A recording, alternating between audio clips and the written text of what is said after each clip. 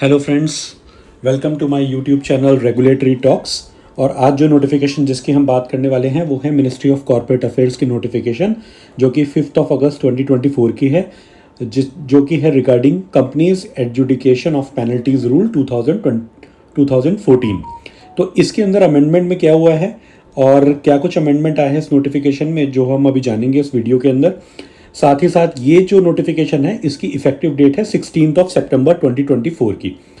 तो in the companies education of penalties rule 2024 जो amendment है वो है, after rule 3 the following rule shall be inserted.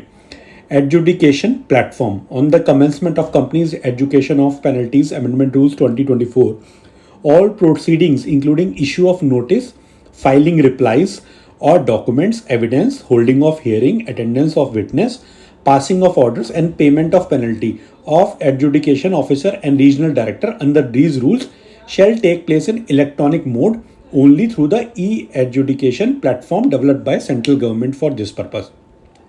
तो इससे पहले हम समझते हैं कि एडजुडिकेशन ऑफ पेनल्टीज जो कि है सेक्शन 454 के अंदर सेंट्रल गवर्नमेंट्स की पावर है, जिसके अंदर adjudication officer not below the registrar जो कि है अपॉइंट कर सकते हैं एज एन एडजुडिकेशन ऑफिसर।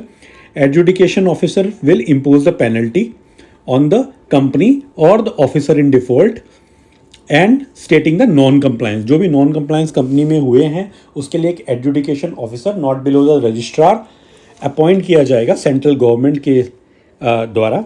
और इसके अंदर क्या होगा कि adjudication officer will direct the company और officer in default to rectify the default in case he consider fit. ठीक है, तो एडजुडिकेशन ऑफिसर क्या होगा, सेक्शन 454 के अंदर अपॉइंट होगा और वो जो भी डिफॉल्ट होगा कंपनी का वो बताएगा, मेंशन करेगा अपने ऑर्डर के अंदर कितनी मैक्सिमम पेनल्टी है वो बताएंगे। और इसके अंदर जो भी डिफ़ॉल्ट कैसे कंसिडर फिट होगा, कैसे डिफ़ॉल्ट रेक्टिफाई होगा, वो भी एडजुडिकेशन ऑफिसर जो है वो डिसाइड करेगा।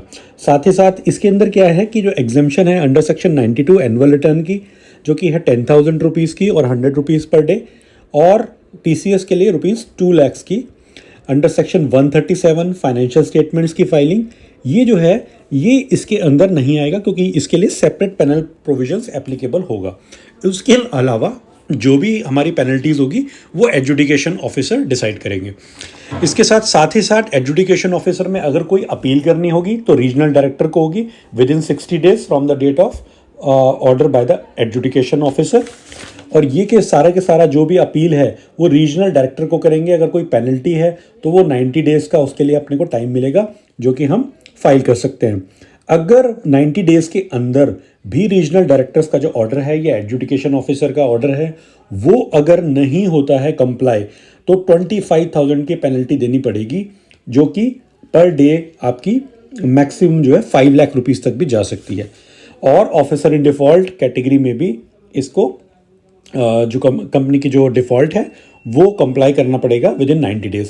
साथ ही साथ सेक्शन 469 जो कि रूल्स है, 469 रूल्स का जो पावर ऑफ सेंट्रल गवर्नमेंट है उसके अंदर एडजुडिकेशन ऑफिसर या एडजुडिकेशन ऑफिसर की जो पेनल्टीज़ के रूल है वो उसके अंदर हमारे को प्रेस्क्राइब किए गए हैं। उसी की अमेंडमेंट इस नोटिफिकेशन के अंदर आई है जो कि 16 सितंबर 2024 से एप्लीकेबल है। तो जैसे कि हमने बताया, एजुकेशन प्लेटफॉर्म जो गवर्नमेंट लॉन्च कर रही है, सेंट्रल गवर्नमेंट लॉन्च कर रही है, जिसके साथ में अब सारी की सारी प्रोसीडिंग, चाहे वो हियरिंग की है, अटेंडेंस की है, ऑर्डर्स की है, पेनल्टी की है, रीजनल डायरेक्टर्स की अपील की है, वो सारी की सारी जितनी भी है वो इलेक्ट्रॉनिक मोड के अंदर की जाएगी, ना कि फिजिकल मैनुअल या फिजिकल अपीयरेंस के थ्रू। तो ये एक बहुत इंपॉर्टेंट नोटिफिकेशन है 5 अगस्त की मिनिस्ट्री ऑफ कॉर्पोरेट अफेयर्स की। साथ ही साथ इसके अंदर सेकंड पॉइंट क्या है, email address of any person to whom a notice or summons is required to be issued under these rule is not available. The adjudication officer shall send the notice by post at the last intimated address or address available in the records, and the officer shall preserve a copy of such notice in the electronic record in the e-adjudication platform referred to in subsection subrule 1।